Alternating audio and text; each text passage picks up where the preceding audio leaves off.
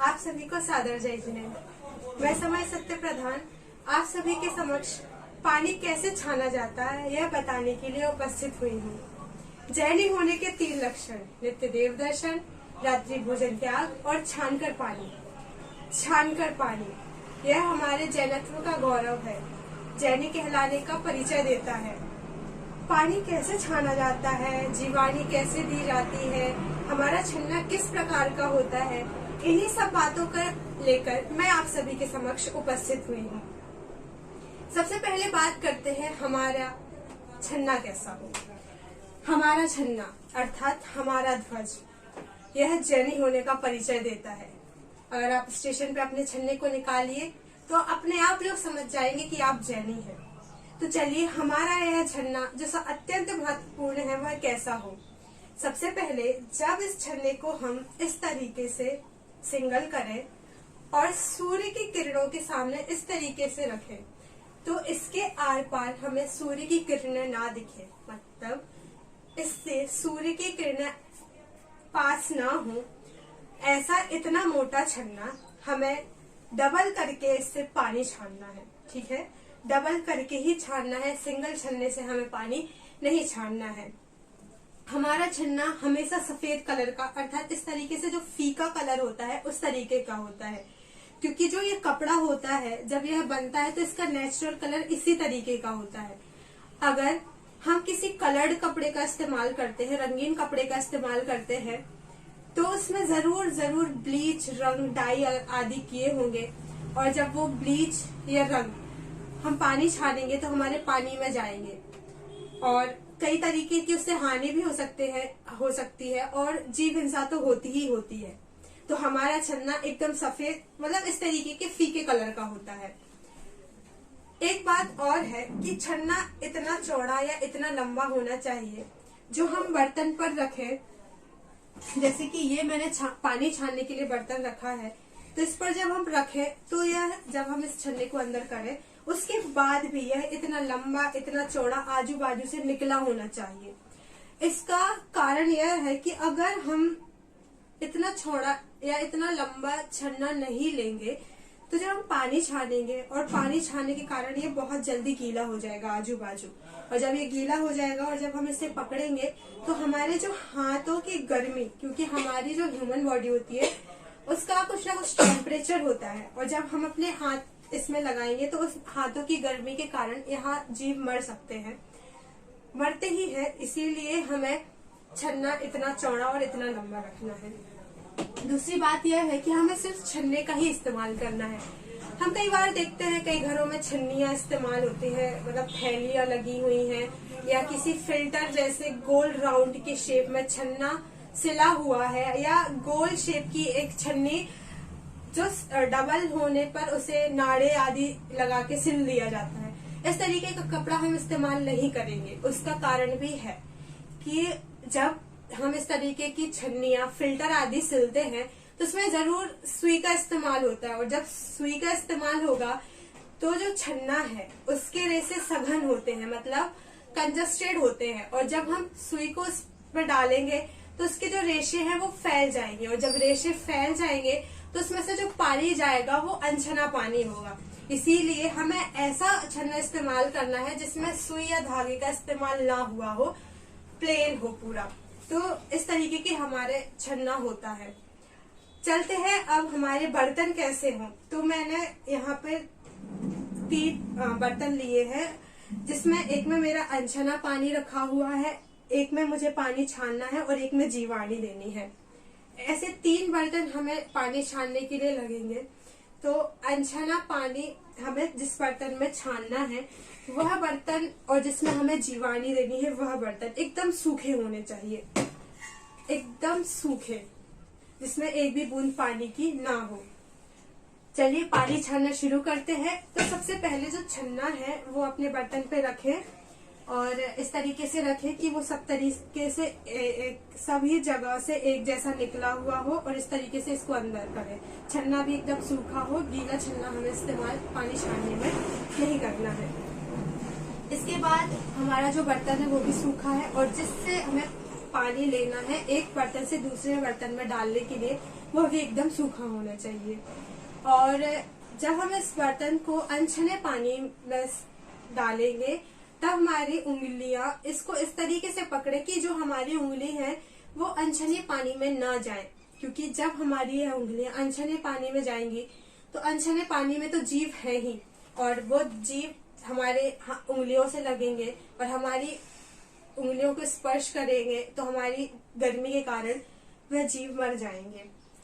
दूसरी बात यह है कि अगर हमारा हाथ अनछने पानी वाले हो गए तो जब हम एक दूसरे में पानी ट्रांसफर करेंगे, अगर वो हमारे जो हाथ गीले हैं वो अगर अनछने पानी में जाते हैं तो पानी, वो जो छना हुआ सारा पानी है वह भी अनछना हो जाएगा। इस तरीके से हमारे हाथ भी अनछने पानी में नहीं डूबने चाहिए, एकदम सूखे होने चाहिए। अब हम चलिए पानी छानते हैं। तो इस तरीके से हमें पानी लेना है। मेरे हाथ बिल्कुल भी गीले नहीं हुए हैं और पानी हमने एक भगोने से दूसरे भगोने में इस तरीके से डाला और छन्ने को इस तरीके से पकड़ के पहले हमें अपने जो बर्तन है उसको 2 बार धुलना है। मैंने इस तरीके से एक बार इसको धुल लिया है, फिर हमें एक बार और धोना है इसको। अभी भी मेरे हाथ गीले नहीं हुए हैं, एकदम सावधानी से, पानी भी बाहर ना गिरे और हमारे हाथ भी गीले ना हो। हमने फिर से एक बार अपने इस बर्तन को धोया और इसमें पानी डाल दिया।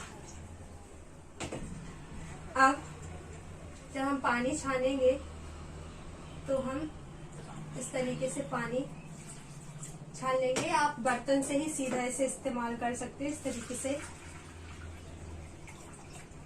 हमारा पानी भी बाहर नहीं गिरा, मेरे हाथ भी गीले नहीं हुए और हमारा पानी भी छन गया।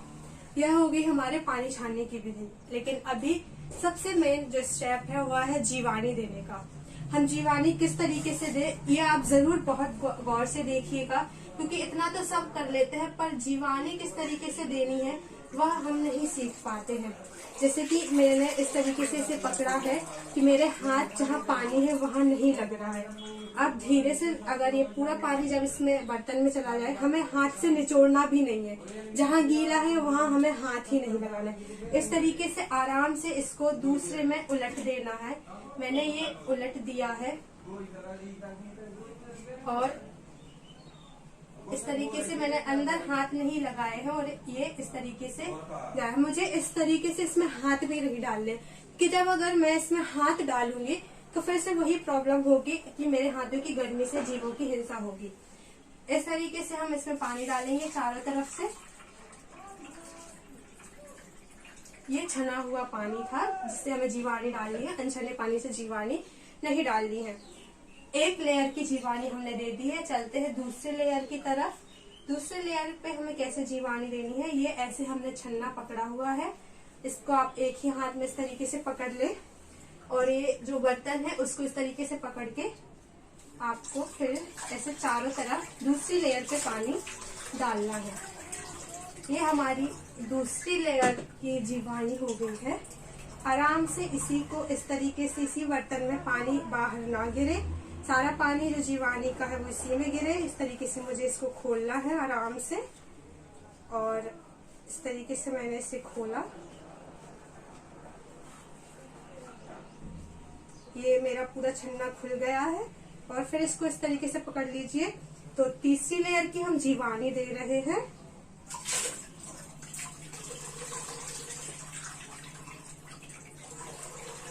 ये हमने तीसरी लेयर की जीवानी दी है और इसके जस्ट अपोजिट साइड हमारी चौथी लेयर है, उसको इस तरीके से कर लीजिए और चौथी लेयर पे जीवानी आराम से डालिए कि पानी किसी बर्तन के अंदर जाए। ये हमने जीवानी दे दी है। इस छन्ने को अभी आपको इस तरीके से ही रखना है। जैसे कि आप अपने घरों में छानेंगे तो एक वॉश बेसिन होगा और उसके ऊपर नल भी लगा होगा, तो उस छन्ने को आप इस तरीके से ऐसे हैंग कर सकते हैं ताकि इसका जो पूरा पानी है वो उसी बर्तन में चला जाए और सारा पानी उस वॉश बेसिन उस बर्तन में निकल आए। क्योंकि अभी भी इस पानी में जीव होंगे। जब ये पूरी तरीके से सूख जाएगा, मतलब पूरी तरीके से निचोड़ जाएगा, हमें हाथ से नहीं निचोड़ना है, ये इस तरीके से आप टांग देंगे तो ये पूरा पानी निकल जाएगा। तब आप इसको सुखा दें। तो अभी मैं इसको इसी तरीके से इस बर्तन के यहाँ रख रही हूँ। फिर हम इसकी जीवानी डालेंगे, मतलब इसको सुखा देंगे। और जो ये मैंने बर्तन लिया है इसमें हमने हमारी जीवानी रखी हुई है। अब इसको हम कहीं भी ना डालें, मतलब सूखे स्थानों पर या फिर नाली वगैरह में, इस तरीके से हमें नहीं डालना है। हमारे घरों में कुएं की व्यवस्था भी नहीं हो पाती है, तो हम इस जीवानी को कहाँ डालें। तो आपका जो वॉश बेसिन है उसमें हम पहले जो हमने छना पानी रखा हुआ है, 1 गिलास आप छना पानी लें और ऐसे ही वॉश बेसिन में डाल दें।